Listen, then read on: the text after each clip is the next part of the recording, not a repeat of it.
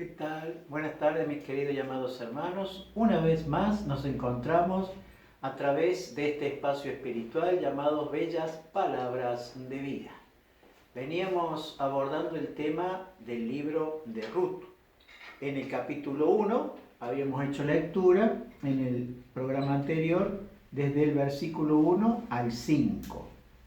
Vamos a tomar la primera parte, lógico, la primera parte es del versículo 1 y que destaca una situación difícil que vivía la tierra prometida. Y dice, aconteció en los días que gobernaban los jueces que hubo hambre en la tierra. ¿Y por qué se había producido esa situación en esta tierra tan particular? No olvidemos que Canaán era la tierra prometida, la que Dios había concedido a su pueblo, y tenía una gran particularidad. Era la tierra donde fluía leche y miel. Pero ahora viene el porqué. De repente, si era un lugar donde fluía leche y miel, de repente hubo una epidemia, podríamos decir, o una pandemia, hubo hambre en ese lugar. ¿Y por qué se produjo? Justamente porque en ese lugar, si no había lluvias, no había cosechas. Se había sembrado para poder así cosechar y elaborar los productos para abastecer las necesidades del pueblo de Dios. Entonces dice, hubo hambre en Palestina, en esa tierra prometida, en Canaán.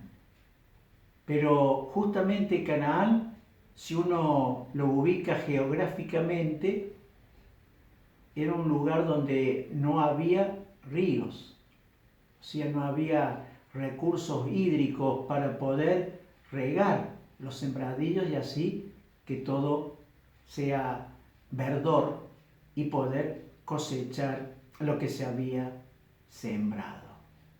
Pero, ¿por qué vino eso? Justamente porque Dios había prometido a su pueblo que mientras ellos obedecían, iba a haber abundantes lluvias. Y eso es lo que nosotros también, en estos tiempos y en todo tiempo, tenemos que aprender, de estar dependiendo de Dios. A eso estamos llamados los cristianos, por encima de todo lo temporal, de todo lo terrenal, tenemos que depender de Dios. Por eso Dios les prometió que nunca les iba a faltar el agua, las lluvias, si obedecían. Cuando ellos desobedecían, había sequía. Y al haber sequía, no había cosecha, y al no haber cosecha, había hambre. Entonces, el pueblo de Israel no estaba exento de esta realidad, como no estamos exentos ninguno de los cristianos. Si en el mundo hay una pandemia, por ser cristianos no vamos a estar exceptuados. Estamos dentro del mundo. Pero todo esto lo debemos ver de esta manera. Nosotros no desconocemos o no deberíamos desconocer el propósito que Dios tiene para con todos sus hijos, para con toda su iglesia. Y justamente es esto, el depender de Él.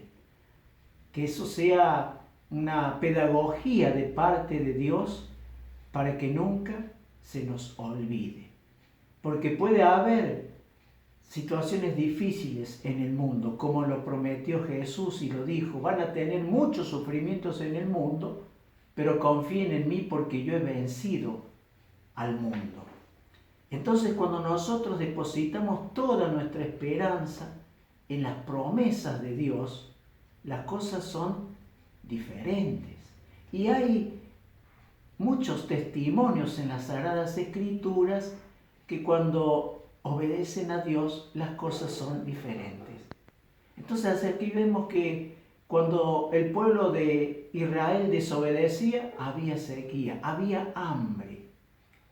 Pero ¿de qué manera afrontó el pueblo de Israel esta sequía?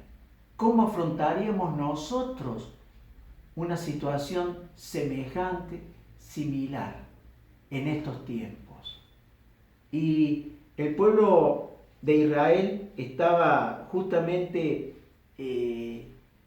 digamos, acostumbrado, ¿no?, a tenerlo todo, podríamos decir. Pero justamente al privar Dios de la lluvia, ante la desobediencia, daba muestra que nosotros los cristianos también no debemos depender de los canales terrenales, de lo temporal, de lo mundano. Tenemos que depender del cielo. Y Dios quiere y pretende que nosotros siempre le estemos mirando. Qué bueno sería que este tiempo, que ya tiene su lapso de más de 100 y pico de días, hayamos podido aprender o estemos aprendiendo la lección. Que se puede pasar por situaciones de necesidad, pero sabemos y debemos saber, como dice la Escritura, el salmista dice: yo no he visto al justo ser desamparado, ni a su descendencia mendigar el pan.